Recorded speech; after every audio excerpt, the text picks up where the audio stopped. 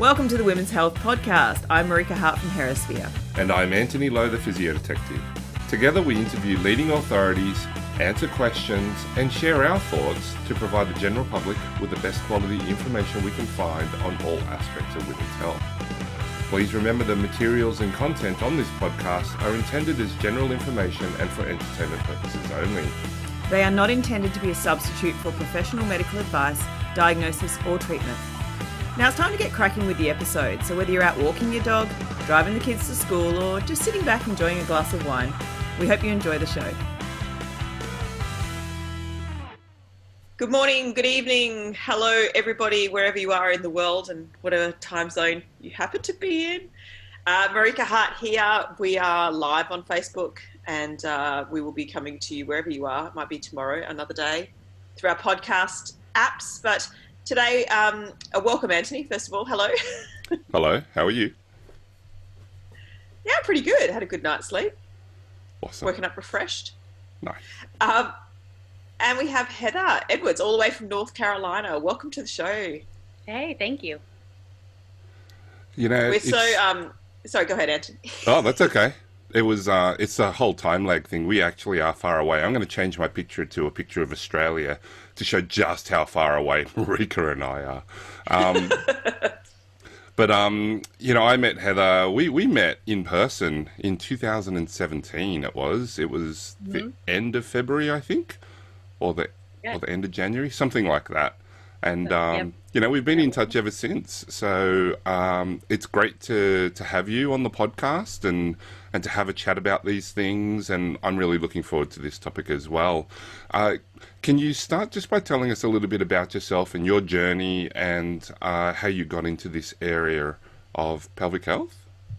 Yeah, absolutely. So I'm a pelvic physical therapist, and I started, I graduated physical therapy school in 2003. And so I've been doing pelvic health pretty much from my first year out.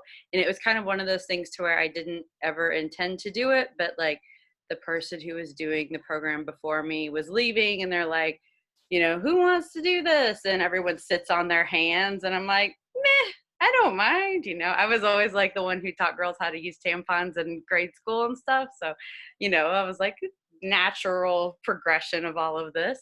And so I started doing that and it was like kind of okay. I did it, kind of just like a little bit part of my my caseload.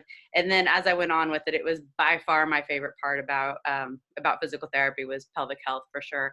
But then the thing that I really started noticing was that like the thing that I always felt like I didn't really know what to do, or that I only had like my own personal experience to pull from, was always the sexuality piece. And so that was always really frustrating to me, because that question, I'm sure so many of you out there have had this experience of like, that's the one that brings the tears, right? You ask like a question about, how are things working for you sexually or something like that. And it's like, oh, fine. And then just tears start rolling down. And I remember just always thinking like, okay, that's the place where I really want to know how to really know how to do that. And so I started just kind of learning more and surrounding myself with, sex therapists and people who knew a lot more about that. And then I kind of got directed on the path to do the AASECT sexuality counseling. And so I did that through the University of Michigan and just finished that a couple years ago, and then got my AASECT certification last year. And so I do adult sex ed events called Vino Vulvas. And I'm also an artist, and I do all sorts of crotch art. So part of what I do is also LGBT inclusive stuff, which means that my crotch art is non-binary and trans inclusive. And I'm trying to spread the love with genitals. It's like an amazing journey. Thanks. So interesting. Okay, you threw a few acronyms in there that I'm not really aware of in terms of the qualifications. Do you mind just like outlining that a little bit more?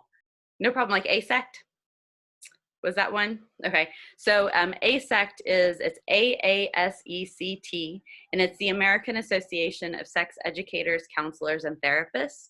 And it's kind of, as far as I understand, it is sort of like the biggest certifying body for basically saying that, look, the people who have the certification have went through, they've put in the work, they've done the supervision, they've put in all of the background work, and they also agree to a basic standard of rules, you know, as far as this is how we're going to behave in a professional sense with sexuality. And so, yeah, and so that's what I do. And as far as pelvic PTs that are also AASECT certified sex counselors, I don't know how many of us there are, but I think there's less than 5 in the world. So yeah, I know. Wow. there's So you would encourage some of your colleagues to go down this route if they're interested in learning more about sexuality? For sure. Now there's a lot more sex therapists who have, or I'm sorry, physical therapists who have been trained, or pelvic physical therapists who have been trained in sex counseling, but I don't know how many have necessarily went through and done the actual AASECT certification, because it's long, it's a pain. You know, but the money, the time, the energy, all of the things. Yeah. So Heather, I'm just curious to learn more about so an average day for you in clinic. What does that look like? Are you still treating things like incontinence and prolapse, or is it purely women with sexual dysfunction? Do you work with men as well? Like, what does your caseload look like, and how do you help people within your scope as a PT? So I'm guessing we're talking about pre-pandemic, right? Just to do the time mark on that, we're all sitting here, you know, in our apocalyptic pajamas from home. I that's right. Bra for you all. Like, this was exciting. Bra, lipstick, feel the love. This has not happened much. So a basic day for me. So now I do clinic days just 2 days a week, and that's prior to the pandemic stuff. And it's my schedule is, I would say, 95% pelvic now. The only other 5% are people who have seen me for pelvic issues and have some sort of, you know, like, usually there's something to where, like, they feel a lot more comfortable with me, whether it's because they're in like a kink lifestyle, or because they're poly and that's a thing that kind of applies, or because they're LGBTQIA, or, you know, they're trans or something like that.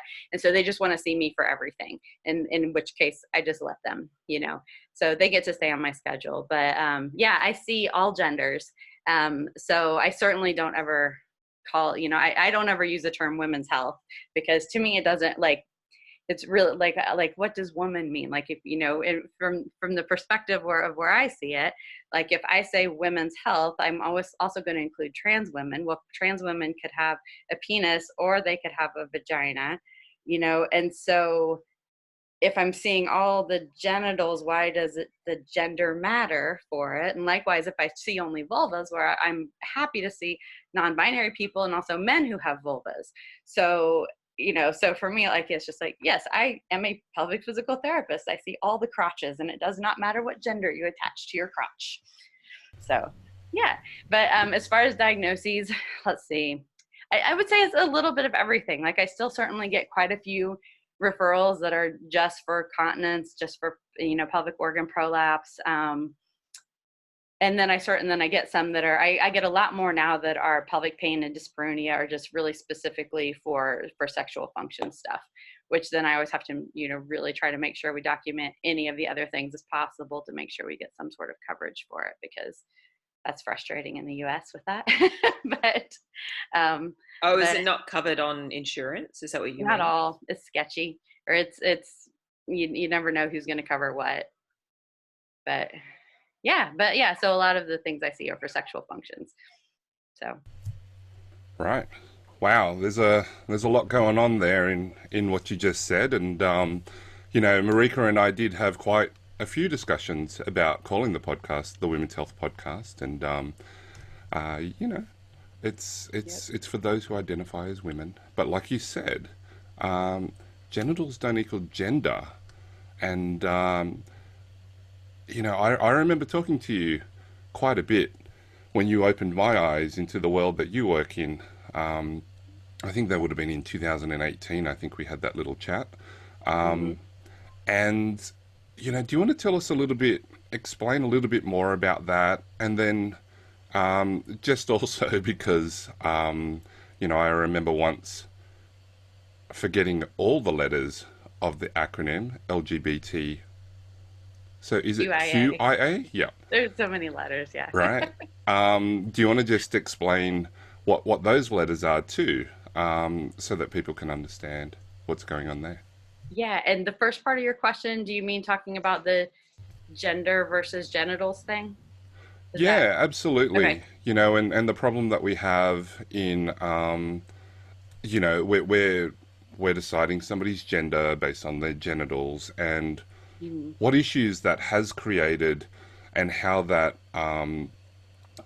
affects somebody's life in today's society, in different places where they live. Of course, there's different cultural norms and different Mhm. acceptance of these things, but also how it presents in terms of part of the fabric of their individual presentation when they come and see you with any particular types of problems, or even if it's not a physical therapy type of problem, how it manifests in how they relate in the world. It's a Yeah, small so we topic. can talk about just that for 2 hours. Easy, right? So let's see. So as far as the acronym, we'll start with the easy part of it. So LGBTQIA. So L is for lesbian, B is bisexual, G is gay, T is transgender. However, often we will also specify like LGBT and trans inclusive, and that's because a lot of times the T does, if a space declares itself to be like an LGBT space, it's not always super trans inclusive. So kind of throwing out a little extra, like, yes, we are actually making this intention to be trans inclusive as well, because within any community, there's always different people agreeing on what is what and who gets to be in what spaces and why. And so then the Q is for queer or questioning. Queer is sometimes that, people think, oh, I can't use that word because that's like a slur word. And it's kind of been a word that's been reclaimed by the community. And it is kind of just a word that's just like, so I'm not straight, or or the gender sense, like I'm not cisgender. The word cisgender means that the gender you were assigned when you were born is the gender that you grow up identifying as. So, if the doctor pulled me out and said, congratulations, you have a baby girl, to my parents, and then I get put on baby girl track through my life, and, I grow up and I'm like, all right, yeah, girl, woman, this feels right, then I would be cisgender. Okay. So, when in terms of queer, if someone is like gender queer, that means like they just kind of feel like somewhere in the middle, but not really cisgender, maybe not really straight, something else a little bit. um Queer kind of has a little bit more of a political connotation with it too, I think. And then I is for intersex, and then A is for asexual, and those two also both have a whole lot behind them. So intersex refers to people which are like about 1 to 2% of the population, who are born with, the way that their bodies are created chromosomally, how their genitals form, all of that, that it's something that's other than like XX equals, vulva and vagina equals, I feel, growing up like a woman, right? And, or, XY equals, born as a boy with a penis and a scrotum going on. So there's all sorts of different variations that can happen in between there. And one of the problems when you talk about kind of the different like societal stigmas and things is, for a long time, those babies that were born intersex, the doctors would actually surgically assign like surgery, or they would surgically assign their genitals to one or the other so that it would be easier for them growing up. Well, you can ask a lot of the folks who had that surgery, like that's not really something that they wanted to happen. A lot of times people were kept and still, they had all these surgeries and doctor's appointments and things as children, and as young adults, that they never really understood like what that was about or why that was happening to them. So there's a whole lot of issues with the intersex community, or people who have different intersex body variations that that are even different, but then they can also layer back on top of the LGBTQ stuff, if that makes sense. So you can almost think of like LGBTQIA as like a layer cake sometimes, like one's a little bit different, then you're like, oh well, what's that mean for everything else? And then asexual is just people who don't necessarily feel like sex is a big important driving factor for them. So Yeah. So, and that was the easy question. Jeez. That was, that was such a great overview. Thank you. Thanks.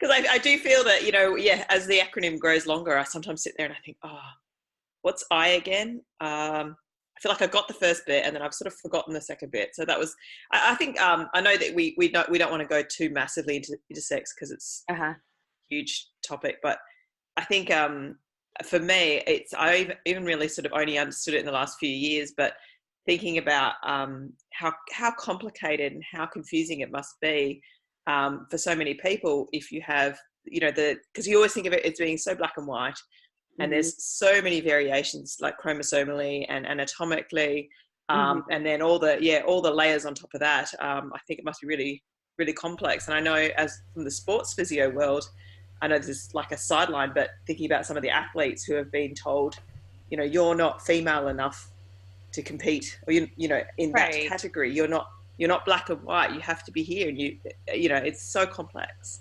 Right. Yeah, it's and you know, like an example of this too is like I have an acquaintance, a friend who is an intersex woman, but was assigned male at birth despite being intersex, right? So then goes through this very mysterious childhood and not really realizing what's going on, and then ends up as a, you know, adult, you know, man, as far as what, you know, the rest of the world thinks, but then always identifies still as a woman, and so is a trans woman, however is intersex and has XX chromosomes, right? But has to go through and do all of the transition because they were assigned surgically the wrong way based on their parents' decisions, you know? So a trans woman who has XX chromosomes who has to have surgery to get a vagina. Yeah. Wow. Yeah, that's so complex. It's so complex, right? So that's always why I'm like, you know, when I'm like women's health, I'm like, so whatever. We're just people. It is difficult, right? Because it just seems like there's such a black and white distinction, and what we're learning from the research and just through observation is that it isn't that clear cut. And, you know, what do we make of that? You know, how does that affect people? And we've been talking a lot about the physical, and you've touched on some of the psychological side as well, because identification of how you feel you identify is something that we can't see, right? And so how does that get acknowledged as a problem in terms of, you know, they were assigned their gender at birth, and yet they identified differently, and they couldn't, you know, babies don't think about their identity at the time. So how does that all work together as well? So yeah, that's why the second part of the harder question was like, what is that spectrum of presentation that you're seeing out there, because it's not a binary classification. Right. I think sometimes as medical providers, we tend to want to apply like a top down, like a check this box or this box, check this box or this box, like a kind of as it goes down. But what I find is a lot more effective in allowing people to, I think, feel supported as who they are, is allowing them to build their own narrative from the bottom up, right? So if you don't ever assume that someone, say you have someone who you think is a cisgender woman who's sitting in front of you, and you say, okay, well, you know, how is sex with your husband, right? So that assumes all sorts of things, right? It assumes someone's straight. It assumes, you know, that they have probably kind of assumes that they have a vagina. I mean, heck, for some people, it might even assume that they're having sex in missionary position, right? You know, that those are the things that we're dealing with. Well, you know, if we instead have any of the people who come into us and we don't assume what their gender is, right? Like we allow them to like refer to themselves, or, you know, our paperwork can kind of help direct us to what gender they are. Then, you know, we can like just let that be their truth, and then we don't assume anything about if they have any partners, how many partners they have, maybe they have multiple partners, maybe they have, partners of multiple genders, maybe they have, so I tend to like not even ask about orientation. And the reason for it is like, it can be really important as far as like having someone feel seen and understood, but sometimes it can be a really complicated question too. So for someone who maybe is a transgender man, right, who started taking testosterone and going through these processes as they're like maybe 40 years old, all of a sudden they're in like a completely different and like a new adolescence, right, a new puberty, and they're learning themselves at first too. It's like, oh my gosh, I don't even like know me yet. Haven't even started to figure out these puzzle pieces of like what kind of sex I like to have or who I like to have it with. Like, it's just a lot, and I always kind of joke about it for myself, like, if I go in and I see someone who I figure that they're not really very competent as far as like sexual or orientation sort of things, I'm just like, I just functionally, I'm a lesbian, right? So I'll just kind of go with that, like lesbian. But like if I'm talking to any of my queer friends, I have a much different descriptor of like who I am and what I'm attracted to. So it all just depends on your audience, which means as medical providers, we need to be competent audience if we actually want to get the story about what's going on with someone from our patients, right? If they just look at us and they think, oh, she is going to be so judgy if I give any sort of responses and answers that make me seem like I'm not straight or I'm not, cisgender, then I'm just going to play that out and not let anything happen. Another kind of an example of that, I remember I had a patient one time who, she was great. And it was one of these funny things to where, like, that thing where like you don't really do kind of as much as you thought you were doing on the history. And then like 3 visits later, you're like, how did we miss that huge thing? Yeah. So it was kind of one of those. And I kind of learned to like drop kinky breadcrumbs a little bit more like earlier on based on this visit, which means just like using terms and things that someone who is kinky or is into BDSM will be able to pick up on, that they'll be like, oh, okay, she knows what she's talking about. So I can use those terms and I can actually tell her what I'm doing sexually with my body, as opposed to just pretending like, nope, everything's just fine and normal and vanilla, and so this was one of those patients to where that was kind of the case. And we were, going on and, got to this really comfortable place where we were working on things and we could really talk about what it was that she wanted to be able to do sexually with her body and everything. And one of the things that I told her about was a squatty potty. And she was so excited. The squatty potty was fantastic. It works great, and then she goes back to her primary care physician and she told her primary care physician about the squatty potty. And she's like, oh my gosh, this thing has like changed my life for my bowel movements. And her primary care physician said about that, said, I don't need to know what you do in your private life about a squatty potty. And keep in mind, this patient was like in the BDSM scene, right? Yeah. So like zero amount of credibility for this patient to be able to disclose anything else to this care provider. So I'm just imagining a doctor going, poo, la, la, la, la, la, la, la. I know. That's what I thought. Too much. I was like, what? I'm like, that's like the tamest thing. I mean, it's pretty easy, a pooping position. But yeah, like people get wigged out about it. Like, ugh. But yeah. And you're in North Carolina. My traditional stereotype of North Carolina is that it's part of the South. And I am a Christian. I identify as a Christian that respects all people and, takes people as they come.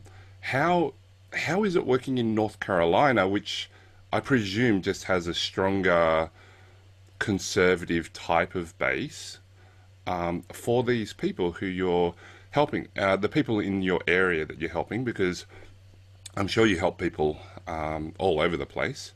But yeah, for those people in your area, having to deal with people like their doctor, like their health provider, who may have very strong ideas on what's right or wrong. Yeah. Can you tell us a bit more about that? Yeah. So first, yes, like, the whole Bible Belt of the South is a very real thing. within that though, because it's such a huge geographical area, like where I am in Asheville is actually kind of like a pretty liberal bubble that has a pretty, it's very progressive. It's very like LGBT, It's like very Austin in crystals. Texas type thing, is it? Yeah, sort of that, like those, some of those little like bubble cities like that, like Madison, Wisconsin and Portland, Oregon and all of that. A lot of the stereotypes hold true again for those as well, but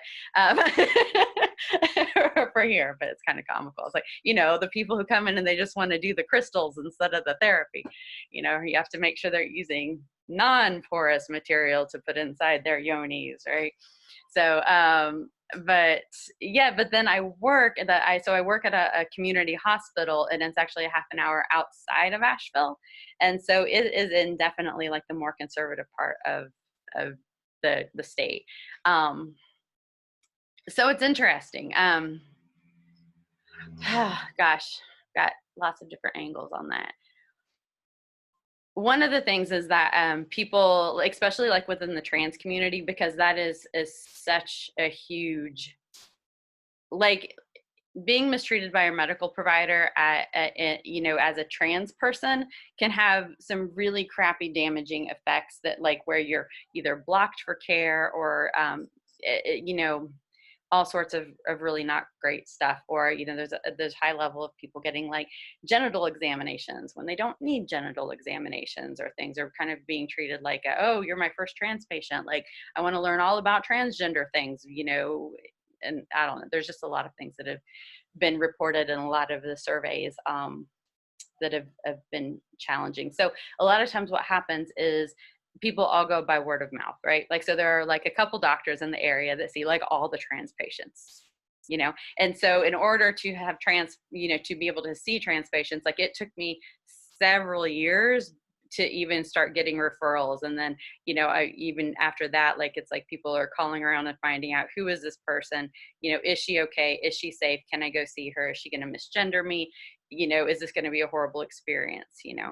And so now, what I try to do to help other trans patients, if I'm sending someone on, like as a referral, is to try to like help smooth the way and really figure out which doctors are going to be okay, who's going to be safe. If I can help to have a conversation with that person beforehand or anything like that to help, because just doing like cold calls and going in is can often be you just don't know what you're going to run into, and it's just not worth it.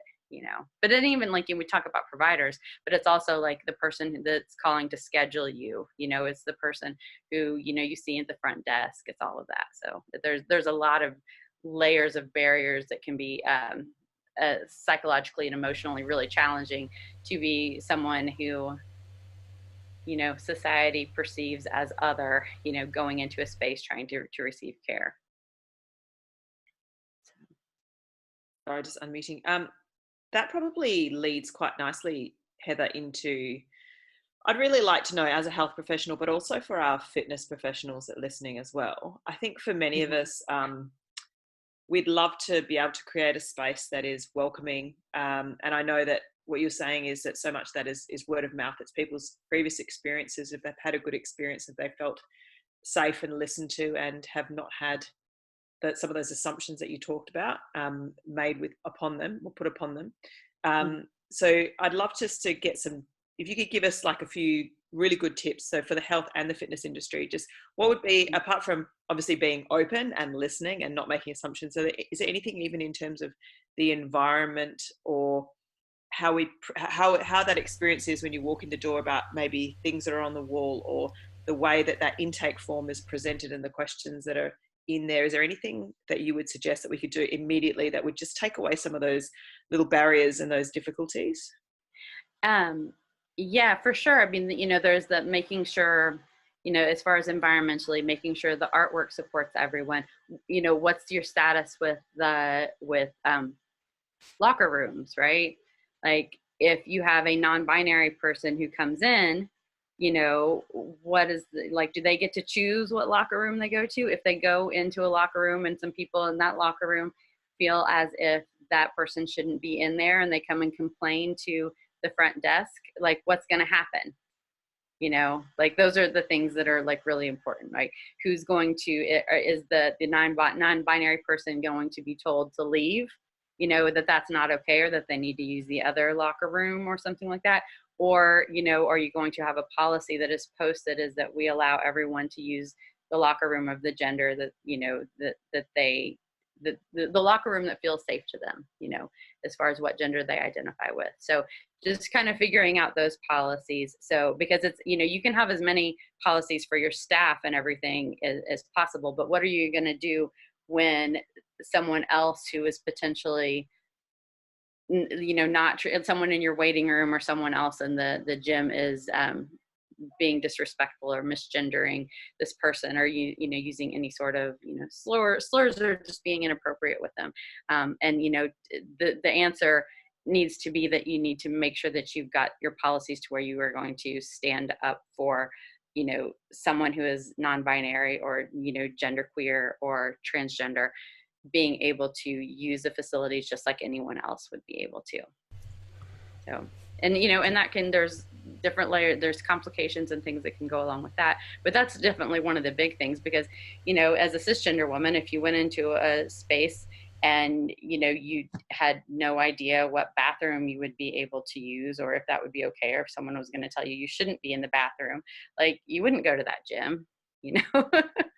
So I think that's one of the big things, is just kind of like the safety of the space, and are you supported in that space? I think that goes, and paperwork is great too, but more than anything, it's that, how are you going to support people in your space? Are you going to be there for them or not?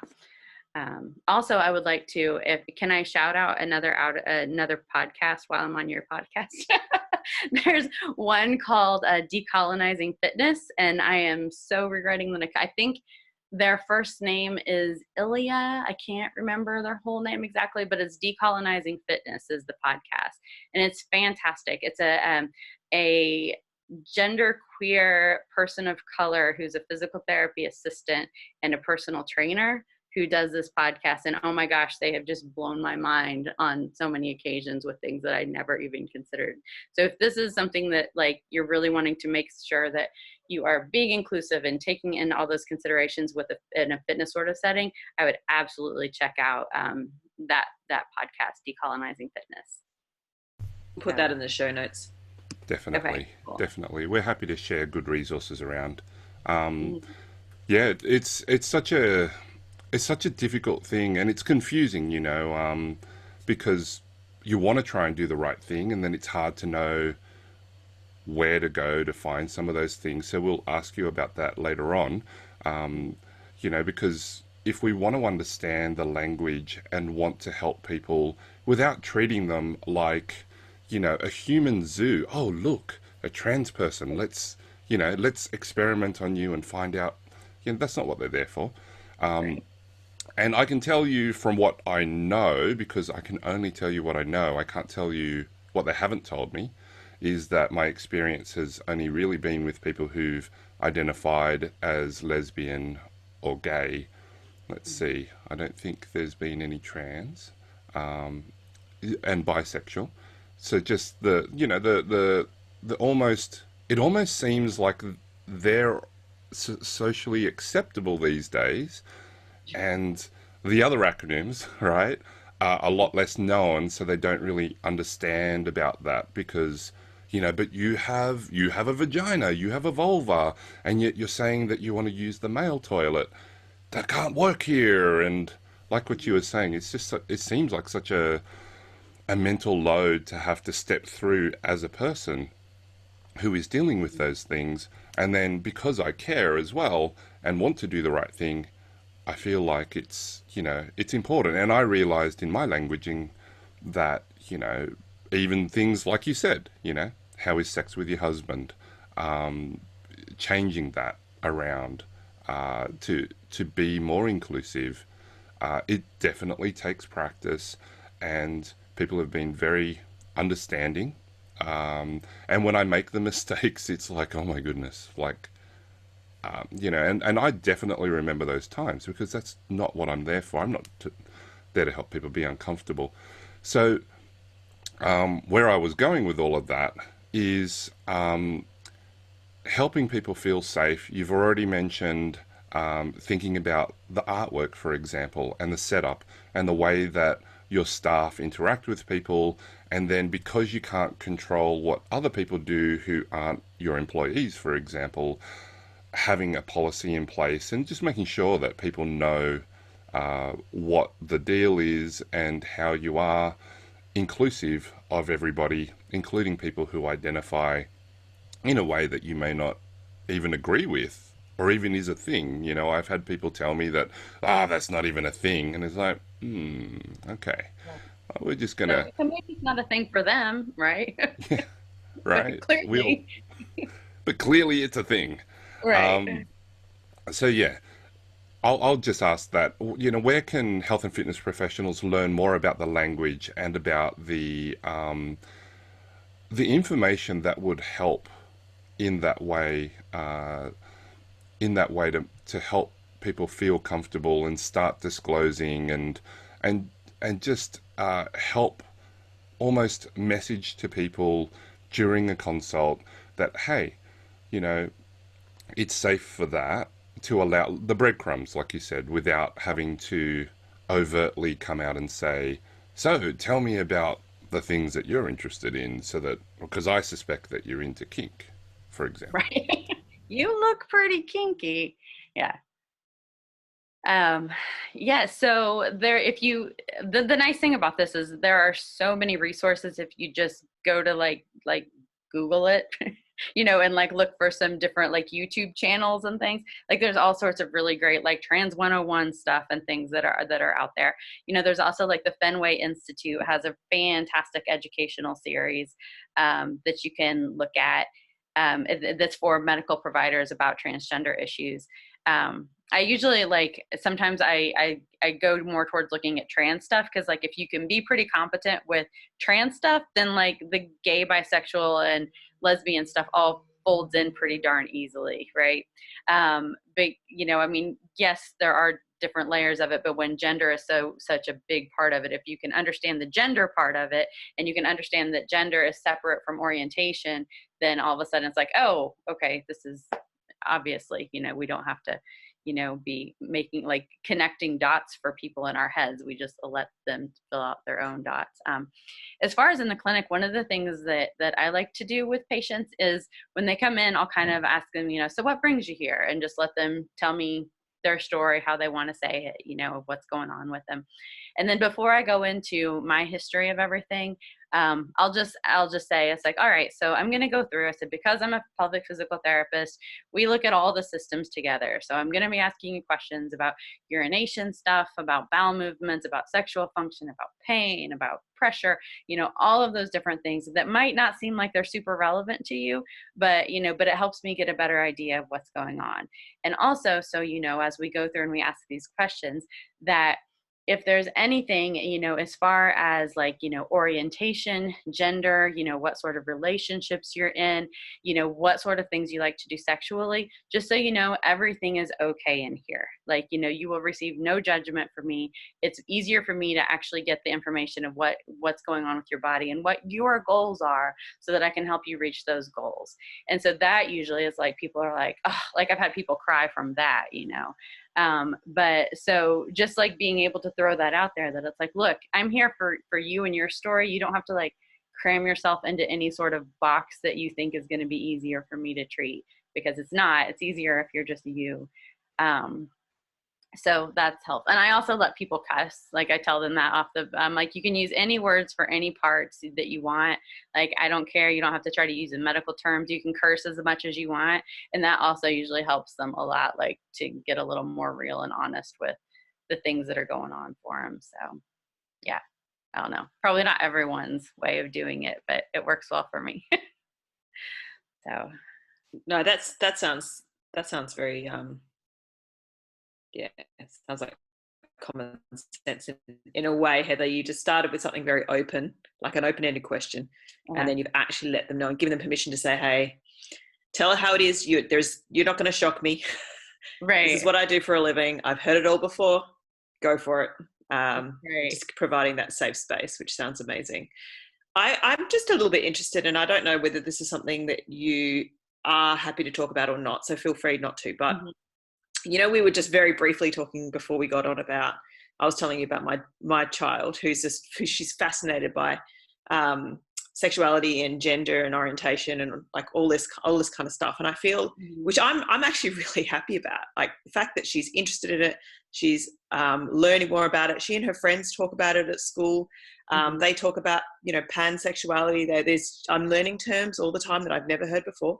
Um, but that when I look back and reflect on my high school journey, I mean, she's only 11, right? So I think back to when we were growing up and everything was just very black and white. And even to be, I mean, I can't even think about anyone in high school, and I went to a big high school, who actually was openly gay. It feels like things are slowly changing and the tide Mhm. is slowly turning. So I'd be interested in your reflection on that, and whether you think that people are becoming more accepting as a community, and maybe that's just in our little liberal bubbles, who knows. But I'd just be interested to see whether you think that that things are changing, that people are becoming more open-minded, that there is more support for LGBTQIA, don't think I've got them all, people in the community. And yeah, I'm just curious to that. And then if you think for parents too, that there's more that we can do, just to, again, from a younger age, just say to our kids, look, we love you how you are. These are all Right. options available. Yeah. So, yeah, I mean, like all I feel the same. I've got two kids that are 9 and 12, and my 12-year-old who's in seventh grade. I so many of his friends are gay or different genders and orientations and things like that. And and it's funny because they'll do the thing with me of like they'll be like, oh yeah, I'm talking to my friend so and so, and then I'll say like, oh, is she something like, well, don't assume her gender, mom, or don't assume their gender, mom. So it's like, Even oh, Heather sorry. gets told Oh, off. I know, right? Like, I know, my bad. But yeah, so it's kind of neat, and I think that's great too. Like one of the things that I want to see not happen so much anymore is like for teenagers to feel really, really nervous about coming out to their parents. And then when they do come out to their parents are like super supportive and happy about it. And I'm like, well, why were they so nervous about it? So like you said, tell them from a very, very young age that like, it's fine. Like you can be who you are and love who you are. And we're always going to love you no matter what. So that there's not ever a time where anything is assumed of their orientation, right? With your kids, like don't ask, oh, do you have a girlfriend yet if you've got a little boy, or oh, do you like boys, or which boy do you like, because what you're doing is you're putting them in a box that then they have to figure out how they're going to come out against your expectations, right? So if you don't ever put any of those expectations on them and just allow them to be who they are, and they'll see you not putting those expectations on them, then yeah, then it's a lot easier. And coming out is just like a more fun thing. Or or they don't even necessarily have to come out, they just like tell you, oh, I'm dating someone, and and he's great, or something, and it's like, cool, awesome, we'd love to meet him. There's an ad on TV at the moment talking about the 5G network, and you know, there's these two guys, and his phone doesn't work, so the other guy gives him his phone, and he calls up his parents, and Mom, Dad, we just got engaged, and like it's these two stereotypical conservative looking kind of ochre type Aussies, and it's like, that's great, we should have thought that happened ages ago. Do you know what I mean? Like Hmm. it's already changing in society and in the ads as well, which is super interesting, because it wasn't that long ago that that people were violently attacked for Right. even looking a little bit different, and yeah, so it's important to keep that conversation open with the kids. And like Marika said, I think my daughter talks a lot more about it than my boys. My boys are typical, uh, very typical boys in the way that they talk about things. Whereas my daughter is much more open and inclusive, and talks about the whole spectrum of sexuality, gender orientation, and it's quite interesting. They all go to the same school, so how that works is very, very fascinating to me. I did want to shift gears a little bit because I know that one of the things that you've talked to me about before is the BDSM community, the kink community, and sex not just being penis in vagina. Um, Mhm. what is having sex, or what does that look like? Can you talk to us a little bit more about that and what you've learnt from being around those communities and just the languaging and the messaging and the meaning about what sex is and um, that sort of topic? Yeah, for sure. Well, I think one thing to kind of point out is far more people are kinkier than you think. And so I think we tend to assume that most everyone is more, vanilla. And when I say vanilla, I don't mean that in any sort of like negative way, Boring. just in that, doing Well, what is things. kink? You know? Right. I know it's really hard to define them. Okay. So do you want all the acronym breakdowns? Okay. All right. So, so let's see. So BDSM is four I thought you were letters. going to say kink was an acronym. I was like, what? I didn't know that. No, kink is kind of like an umbrella term. Okay.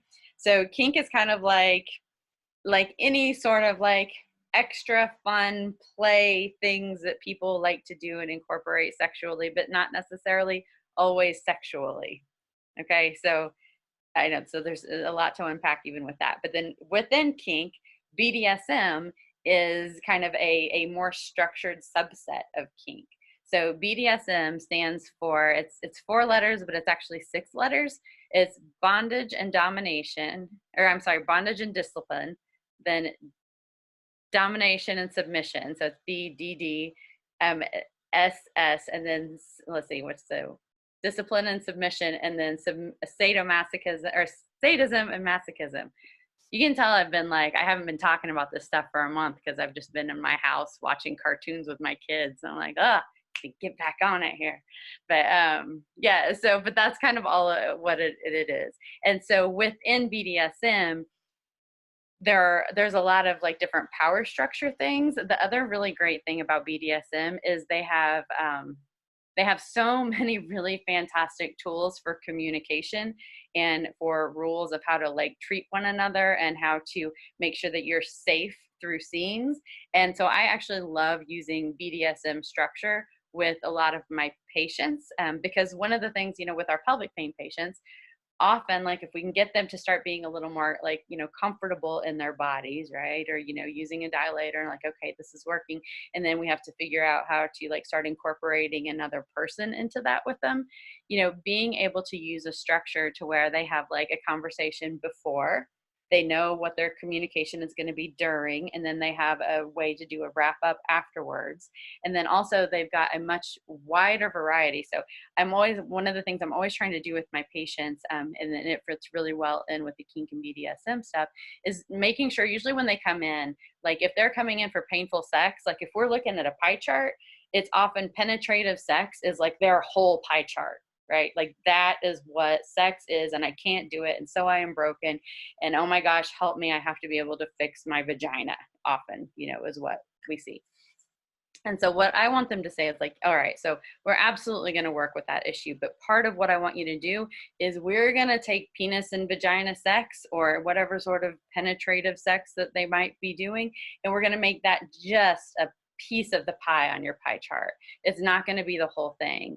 And because what we want is we want your sexual, we want your sex life and your feelings about yourself and your relationship with one another to be so much more resilient than that.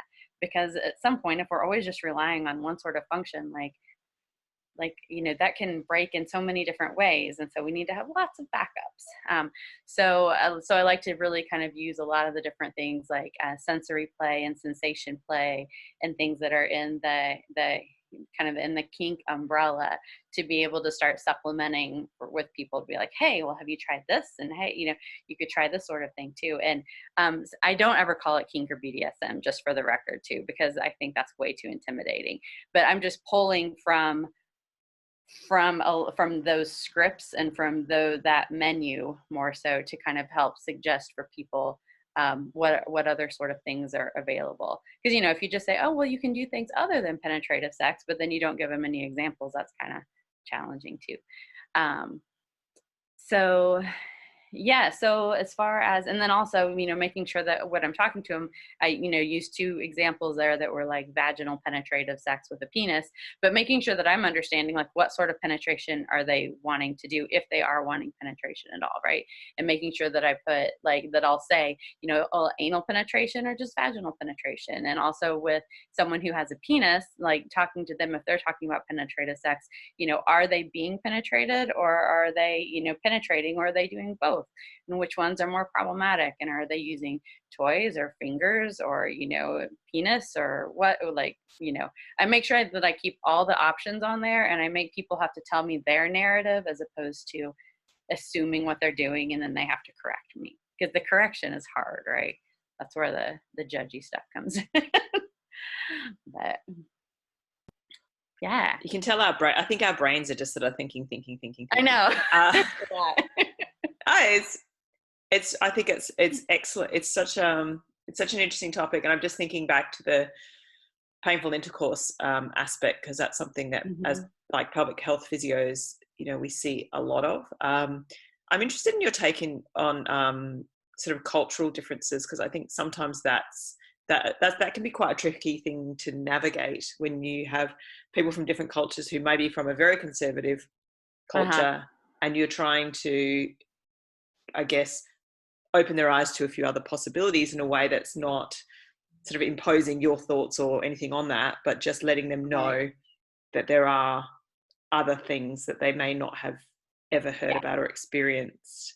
Yeah. So two different, so one thing, Antony, you kind of asked me about like redefining sex, and this totally fits in with this too, is that when I talk to people, I say, okay, so what is it that sex means to you, you know, and, you know, just have them give me like a few words, you know, like, what is it when you think, when you want to have sex with someone, what is it that you want out of that experience? And usually it's not like, I just want to, you know, have an orifice penetrated, or I just want to, you know, it's usually things like, you know, I want to feel closer, or like, you know, create intimacy, or like it's this thing that we do that kind of brings us together, and I really don't want that to be gone, and things like that, you know. And sometimes even like pleasure will be in there too, but sometimes I'll have to like kind of ask that, like, and pleasure, right? Like you want some things that feel good for you and, you know, the person that or people you're engaging with, right? Usually if it's people they're engaging with, then they probably are. I've got a few patients at the moment who it's for procreation, right? And the concept of pleasure has not even really come into the conversation. Right. So that's kind of a different sort of function, right? As far as that, you know, I mean, because, you know, that then there's definitely more of a mechanical piece to it, that, you know, you're trying to hit these goals so that you can make that happen. But, you know, but then of course, being able to relax and have pleasure as any sort of part of it can then help things work a little better. But it is hard when there's goal-oriented sex is like the hardest thing to deal with, right? Like anorgasmia, when people come in and they really want to have an orgasm for the first time, it's so hard because, you know, it's that goal-oriented piece of it that can make it so challenging. But yeah, but so often if I can get people, you know, kind of outside of that, but I mean, even I don't get patients, trying to think a little bit. Sometimes I've had patients with that. Yeah. And I still use the same approach. Like I can think of a couple patients and it still kind of works, but I'll instead focus on, you know, pleasure and like, what are the things that you can do together that actually are pleasurable, you know, and like, just like rethinking about it. Like and I often will have people, if we're working on any sort of, like painful vaginal intercourse, I'll try to separate out like the rehab part of it from the erotic part of it, like as we're going through it. So it's not like they're constantly trying to get this thing that is painful and uncomfortable and awkward and medical to all of a sudden also feel sexual at the same time, but instead like kind of do the erotic part of the homework, which is like conversations to have, like some journaling stuff to do, some questions to ask them, like, just going through and thinking what is actually pleasurable to your senses. Like, what smells do you like to smell? What things do you like to look at? Like, what kind of touch do you like? Is it, soft and gentle? Is it hard? Is it sharp? Is it scratchy? Like, just kind of going through and actually figuring out, like, when it's just you and your body and, your entity, what is it that you like? Because sometimes that's a question people have never asked themselves, right? Often people who are raised women are taught that sex is not about them, it's only about serving someone else, right? And then sometimes that can also then be frustrating, because a lot of times, like in those situations, if it's like in a heterosexual couple, the male will then kind of get frustrated if the woman doesn't seem to be enjoying it or any of that, and I ask her what she wants and she doesn't know, and and it just becomes sort of a cyclical frustration for people. So I always try to really encourage, like, partners to really take stock of what it is that they actually enjoy for themselves and what they actually really want. And sometimes that homework in and of itself is really challenging, but then on the other side of it, we're like working on getting all of our body parts and everything to work, and so then I'm trying to like get those until all of a sudden, all right, now we can make that work together, so that's our goal. But that was kind of so I separate the physical therapy from our erotic homework and work on them separate. Yeah, it's communication is such a big thing. It's like you said, I had a question of how would you ask clients to start talking about this with each other, and you just started talking about it, which is fantastic. It's like, yay. But it's even that vulnerability, depending on their upbringing, their beliefs, their attitudes towards what things have meaning, the stories that they have, their past experiences, and being vulnerable because maybe they've enjoyed sex in a certain way and have asked for that, and then have been ridiculed or shamed for enjoying something, and so then that they carry that forwards, and that's that's something that weighs on people, and it takes a while sometimes for people to open up about things like that. And I've had people say, oh, I was really worried about telling you that, and you seem so accepting. It's almost like their past experiences of physical therapists, particularly guys, has been a certain thing. So they come in with a bunch of assumptions. So just being able to communicate, that's what I'm getting a lot from this podcast, is understanding language, understanding what things mean to people, understanding what exists out there, and even for that to be an option for the people that we interact with, whether they're your clients, your friends, your family, the kids, strangers, safe spaces, and how do you communicate that, and what does that actually mean, and what does it mean for the person who's not comfortable with that, and it seems to be all just boiling down to understanding and communication. Have I got that right? Yeah, that's pretty good. I mean, it's the fundamental freedom for everyone to be who they are. Like, if I can be who I am and you can be who you are, and we can talk and accept each other on that level, and I'm not going to assume things about you and you're not going to assume things about me, and let's just see where our conversation goes. Like, it's pretty great.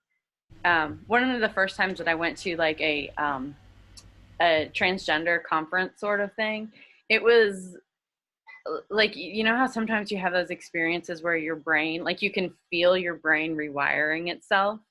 Like, that was the first time that I had actually like been in a space to where I really realized that I really could not assume anything about anyone in there, like based on their appearance.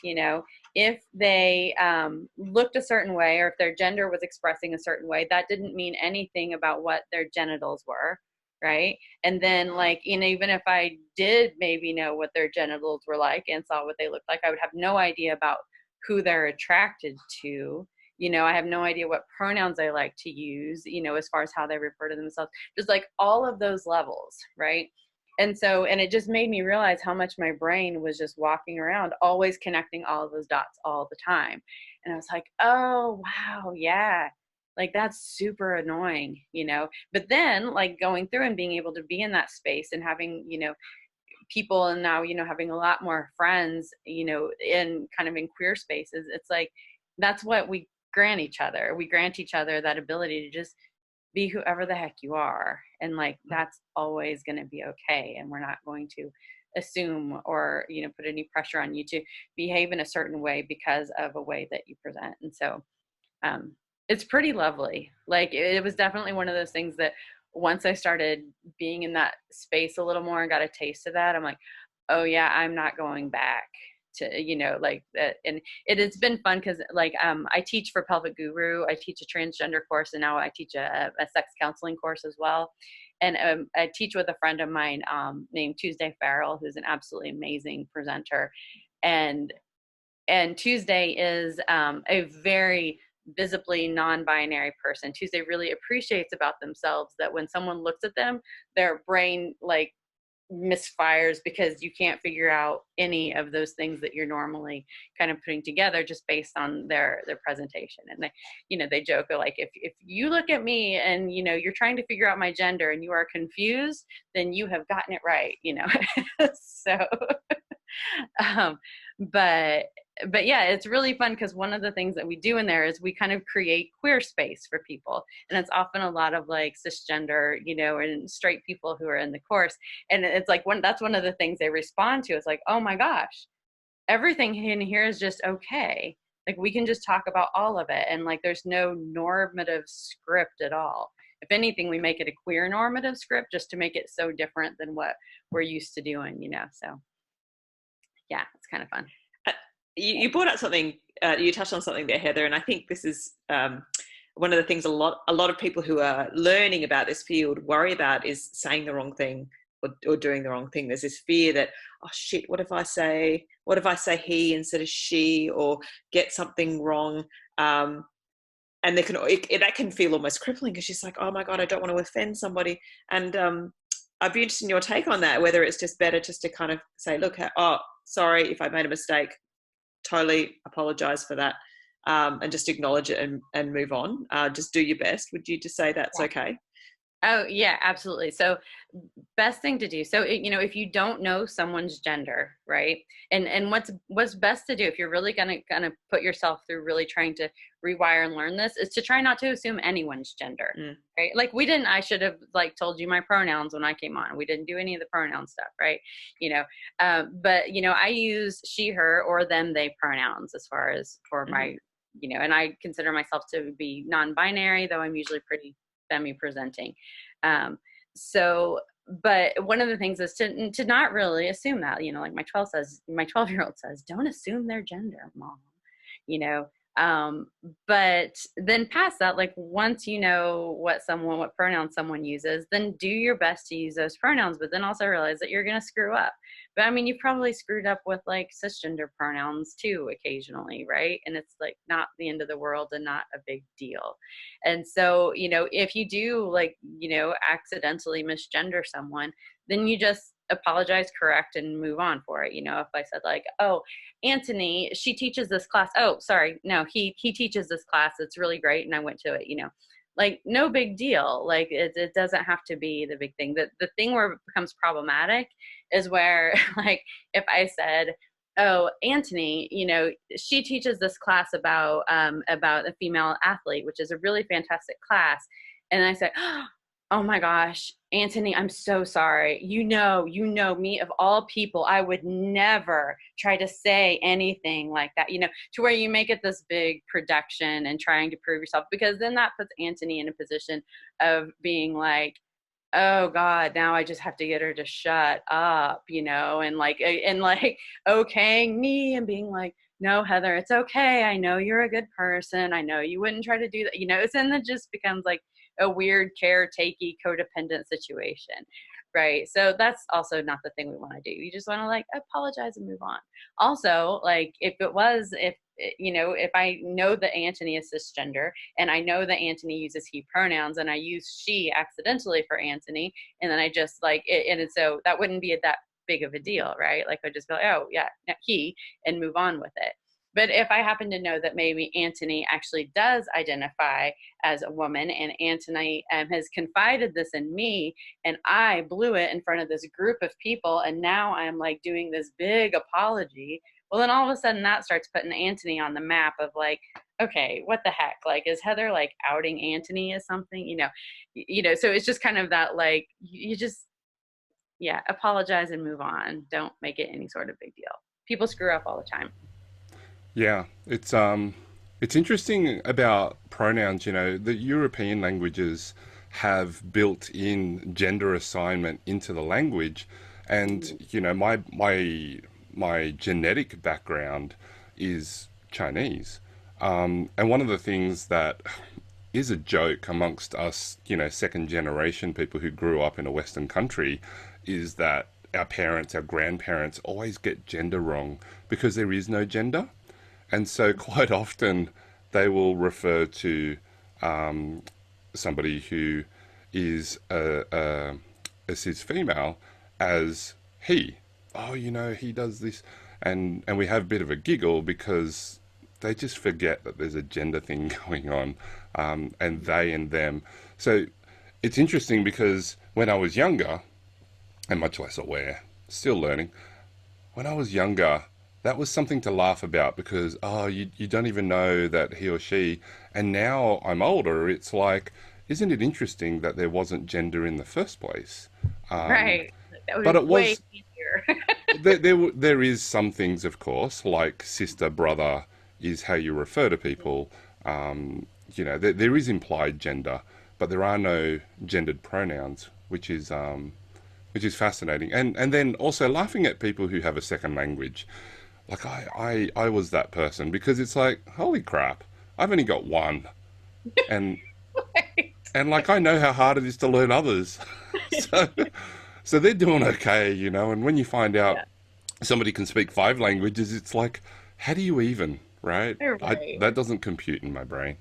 Um, Switching gears again, just because I'm really interested in your thoughts on this, or we are really interested in your thoughts on this. Um, Transgender operations, pain, rehab. You know, we're hearing a lot more about it in recent years. Gender reassignment surgeries. Can you tell us about some of the special considerations that go into working as a pelvic PT in that area with those people?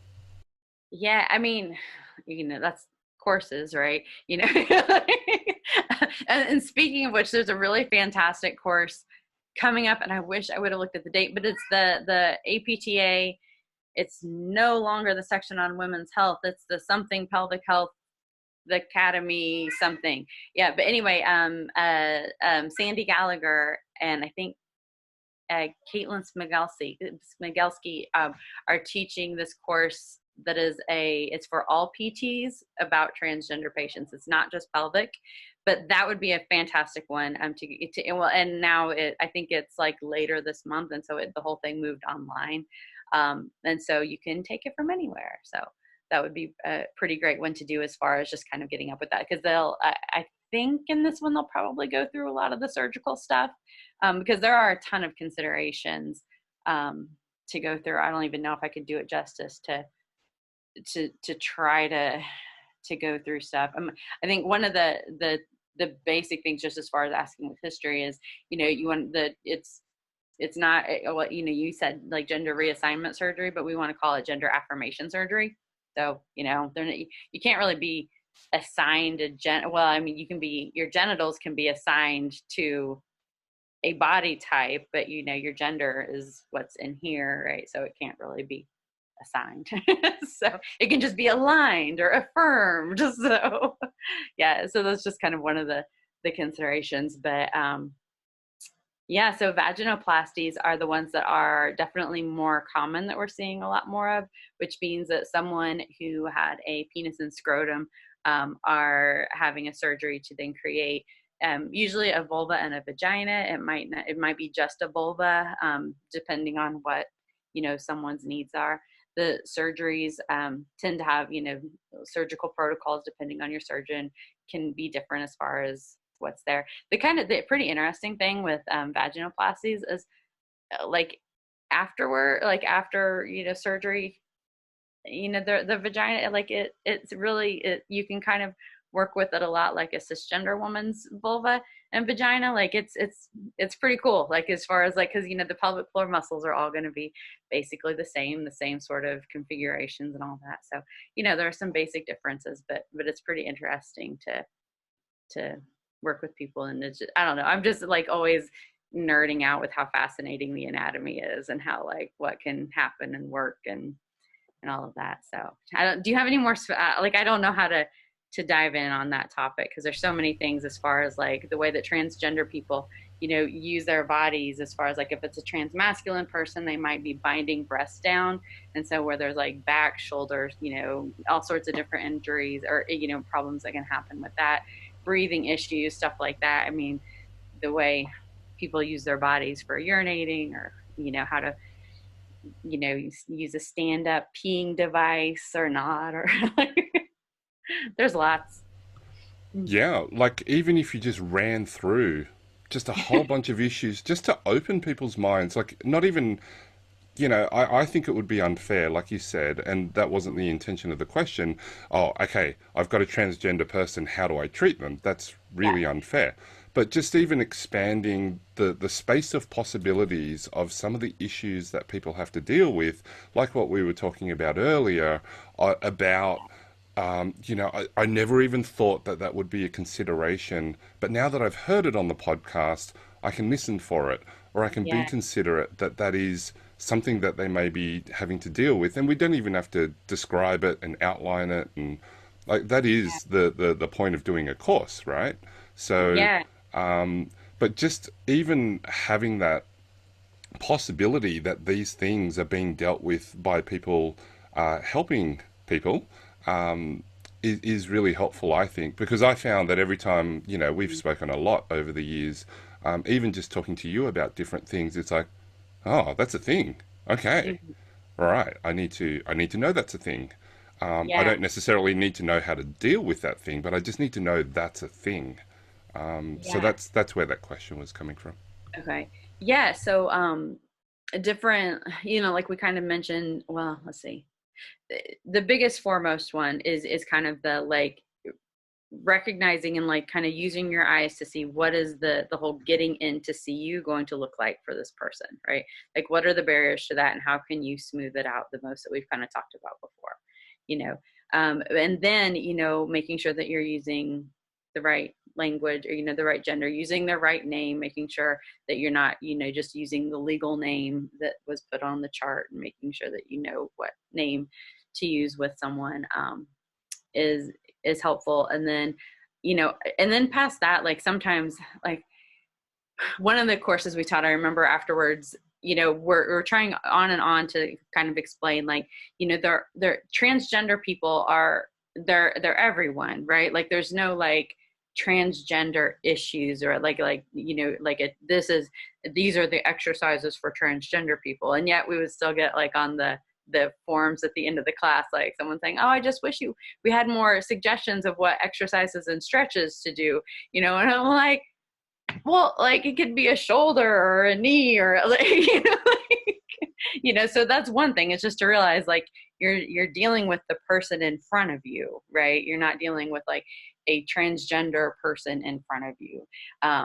And then the other big thing to make someone feel comfortable is to make sure that you're not like, oh, wow, you're my first trans patient. Tell me what it's like being trans, and what does this mean, and what does cisgender mean, and asking them to do like a transgender 101 with you, which is what happens often, because I think sometimes cisgender care providers think of that as like showing interest or being supportive and opening and affirming.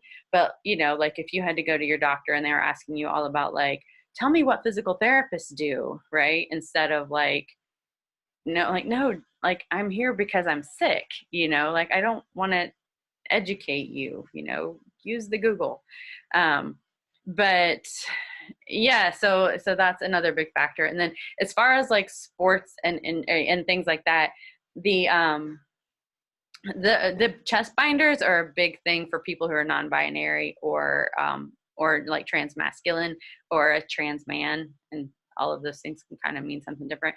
But you know, if you consider someone who is like intentionally pressing their breasts down as flat as they possibly can so that they keep like a more masculine presenting chest, and then if they're seeing you for like working out or for fitness, or like that would be something you would want to know, right? Because it's really going to affect the way that they can breathe.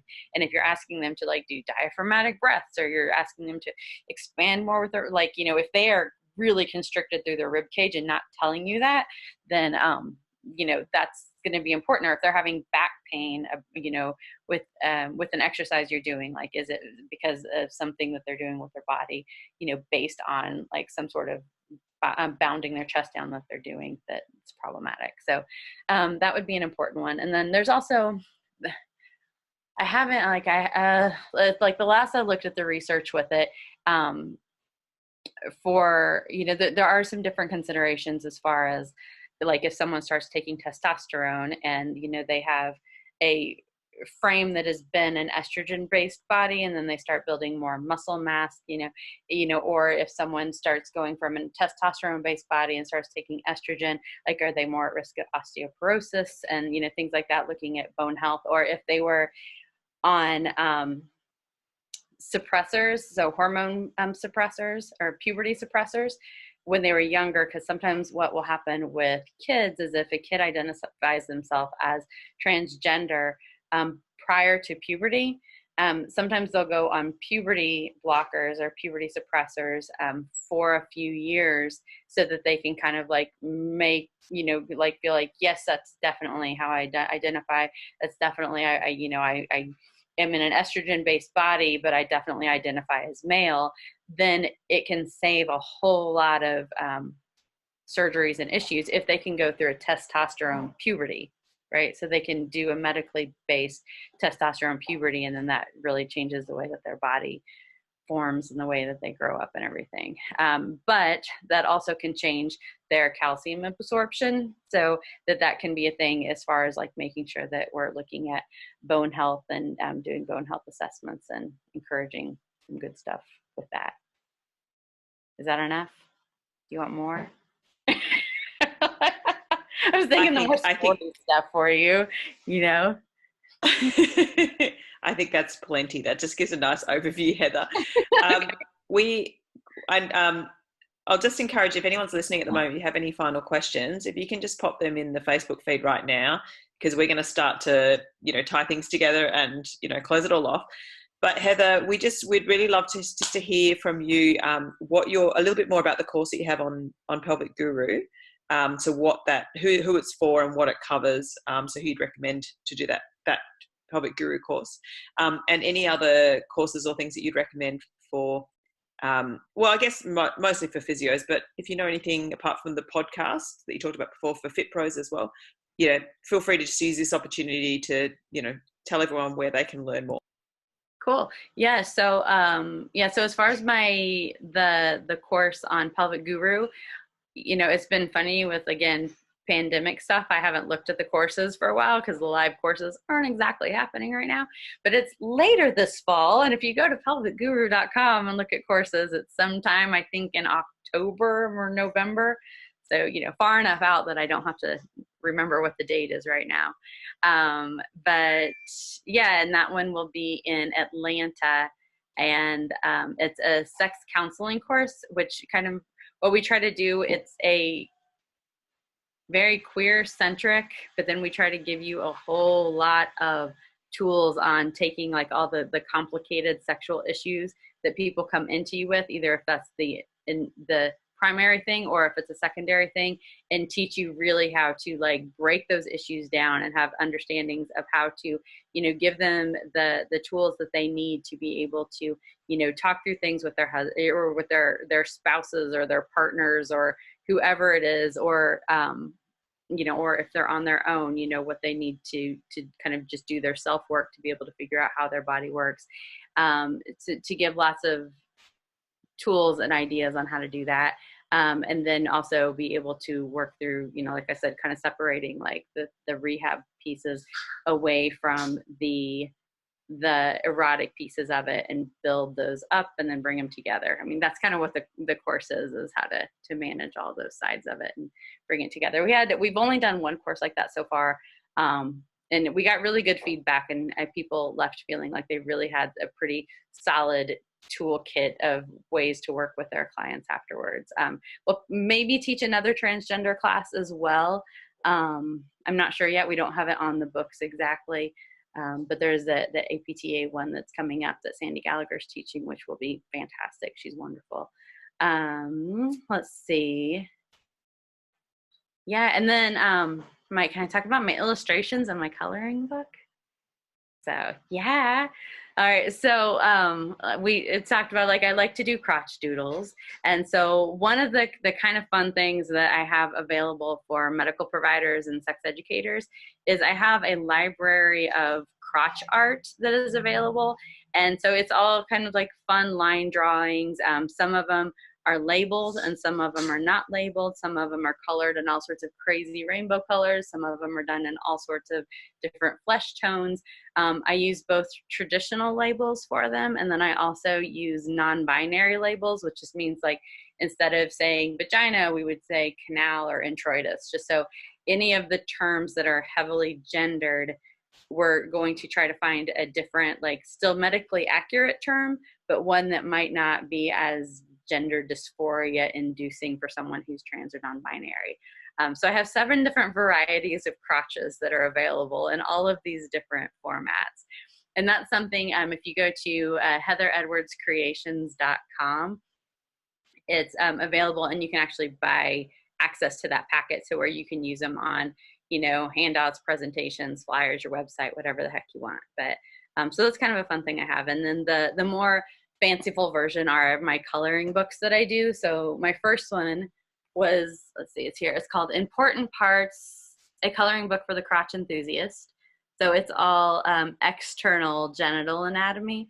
I also teach you how to draw your very own, and it has the labeled things in it and stuff as well. So we do some education, and then we have, you know, kind of the different fun versions of crotches and whatnot. This is one of my favorites with the honeybees, the honeybee vulva. But yeah, so that one's all external anatomy, and it's got all the kinds. Here's one that is very scary, a praying mantis vulva. I like it. That was my thoughts on feminism one day. It's a praying mantis. This is mermaid. So yeah, all sorts of different stuff. So that was the first one that came out. And then just here last week, I had, and this is still the sample copy. I don't have my actual ones yet, so this is still one of the draft ones, but it's actually released on Amazon now. So this is The Inside Story, another coloring book for the crotch enthusiast.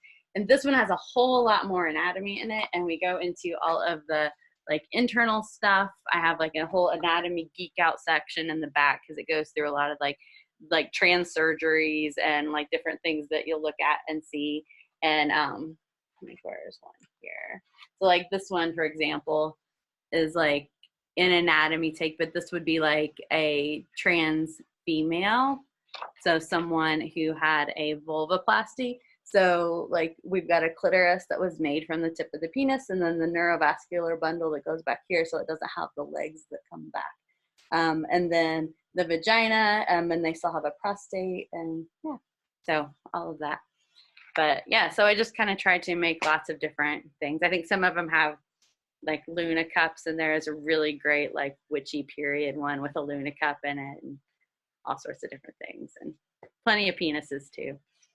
So yeah, so those are kind of my fun, weird, nerdy thing. And it's also been, like, with all of the pandemic stuff, it's been my, like, I just want to keep drawing. So I have another one that'll be coming out probably, like, in a couple weeks. It's like ways to play, and it's even more. It's got tentacle vulvas and drag queen penises, and yeah, like, here's fun drag queen penis. So, you know, I love it. There's like peacock feathers coming out of the peacock. Oh, I've got one of those too. Yeah, peacock, right? That's all we got to call that one. So people can buy them on Amazon, and Yep. then the individual pictures you buy from heatheredwardscreations.com. Yes, and there'll be yeah. There's a little picture with the anatomy illustration project. And So do you encourage some of your clients to color, like find a picture that they connect with and then color them in and decorate them? yeah, and and I always teach people how to draw their own too, so that you can just kind of like, because it's that thing of like, there's not like an A or a B. It's, it's like, yeah, what do we got? So One of my colleagues showed us some pictures the other day of and I don't know if it's from your drawings, Heather, or from a different one, but she'd asked her patient to go away and just color it in. She brought it back and she'd completely bedazzled this vulva, like it had sparkles on it, it had glittered diamond diamantes, like she that said it should was almost amazing. go into the medical record, right? Yeah. Like that could be a thing. Like, start off like, it would be really fun to have a research project of kind of going through someone as they're going through pelvic PT, teach them how to do a basic vulva drawing at the beginning, and then like Mm-hmm. share like their kind of self thoughts about what their vulva is like, what colors they use and everything. How do you feel about your vulva right now? I'm Right. feeling Yeah. sparkles. I'm feeling Right. glitter. Right. I'm feeling Or, like, great. monster teeth, like what is it? Yeah.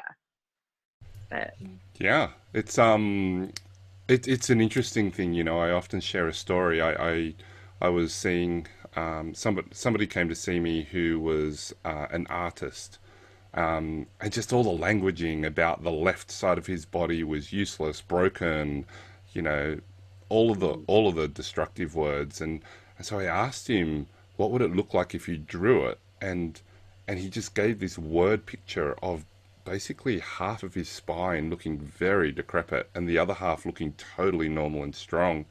And when you were saying, we should chart how they see their vulvas through treatment, like, I mean, that would be a really interesting thing. Like you said, that it's got my mind thinking about different things. But yeah, no, totally good. I've got the job of wrapping up. So it's been a great conversation. Always love having a chat with you, Heather. We opened with what exactly is LGBTQIA, uh-huh. and just some of the words around that. Uh, that gender is an inside thing, um, and so then your genitals don't equal your gender. The title of the show, Right. and just the whole spectrum of why that's difficult to have this binary.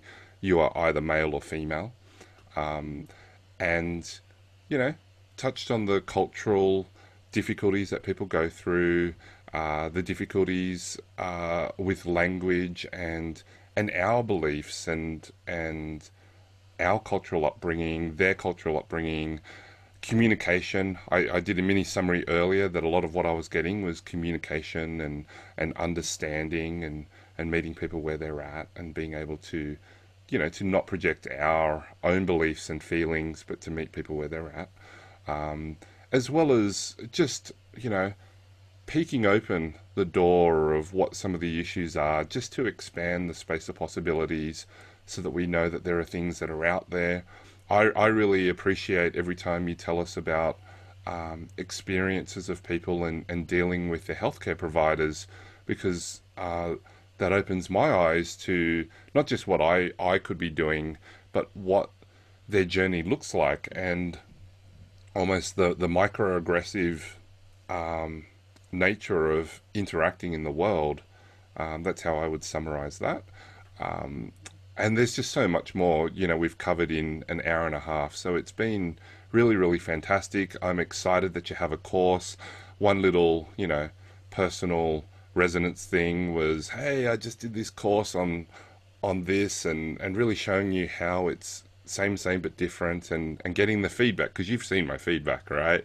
And it's like, yeah, I was really hoping that we would do more. The exercises were great, but I really wanted something more about pelvic organ prolapse and how to deal with that with exercise. And it's like, the whole course is about using normal exercises to help people with pelvic organ prolapse. But you know, the thing that, because I started seeing that feedback, what I realized was that people are just not ready sometimes for the shock of it's okay to keep using normal exercise. That, you know, we're trained that you have a special problem, you need special exercise.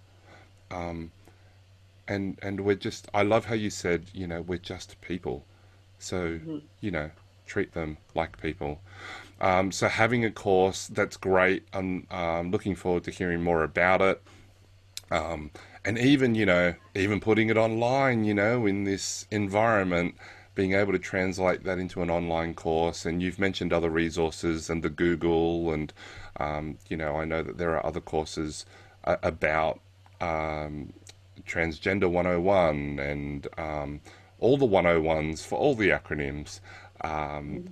and understanding that even, I think you called it AASECT, um, Mhm. even that's a qualification, and it takes time and money and study. Having that, I didn't even know that that was a thing. Do you know what I mean? So just understanding that that's out there is been fantastic, and what we really do want to do in this podcast is just to raise awareness of the great work that so many people are doing out there. So thank you for that, and you've got your coloring books, which we will get the links for on Amazon, so that people can go to the website or in the show notes and click on the links, and to be able to see the Heather Edwards creations, which is your handle on Instagram and on Facebook. Is it, what's your Facebook page or personal? On my Facebook, I have my personal page, which is Heather Rich, Reich Edwards, or Vino and Vulvas is my other. We didn't talk about that first, but the sex ed events that I do are called Vino and Vulvas, like wine and pussy. So Vino and Vulvas. Um, but yeah, so that is yeah, that beautifully wrapped up all of that. Oh, I also wanted to say that I have, as far as another resource, there is a group of a discussion group that we have that I think y'all both are in, but it's the transgender, non-binary, or I think it's, forget exactly how I named it, way too many words in it. Trans, non-binary, and intersex pelvic health discussion group that's on Facebook, and so that's usually a pretty helpful thing for a lot of us that are seeing trans patients, and you know, talking about different gender and orientation things as they relate to pelvic health. So another great resource there. Awesome. Yeah. Look, thank you very much for your time. Always learning, and love learning, and love having a chat to you. And it's great to chat face to face like this. Thank you for sharing everything. And really, there's somebody walking to my front door, and in this environment, it's like, oh my goodness, why is someone walking to my front door? Um, um, so thank you very, So sorry weird about when the the doorbell interrupted run. rings, isn't it? It's like, Yep. oh my Hold God, on. there's someone at my door. Why is there And so someone? good that we're having What do that they want? experience on both sides of the world, like all the way around. We're all I know, it's It's so so weird. weird. It's so weird. So thank you very much. Any last words of wisdom, Marika? Because Marika is the wiser one. So any last words, Marika, Heather? I got nothing. No, I just want to say thank you, Heather. I've really enjoyed this. I always feel like I'm learning so much every time we speak to somebody, but this is certainly an area that I know very little about. So I really appreciate you, you know, bringing it down to our level and making it really palatable and easy to understand. And I think our audience will really appreciate that. So thank you. good. Thanks. And you know, anytime if there's any of these topics that you're like, let's dive into that deeper, just let me know, and I'm happy to. So yeah, so it'll be good. So Oh, it you was heard it fun. here. I haven't done a podcast in a while, and I thought, ooh, fun. So Yeah, Yay, thank you. we're always open to having people come back and talk to us more. So yeah, there were so many topics that you brought up that could be, oh, you know, like um, we just skimmed the surface. We just skimmed the mm, surface. So it's been fantastic. So thanks very much. Check out the show notes. Get to the website. Check out Heather's work, her creations work, as well as reaching out to her. You know, Heather has always been great with having a chat on Messenger, and so, you know, contact her through social media. That'll be fantastic. And thanks for listening, and we'll catch you on the other side.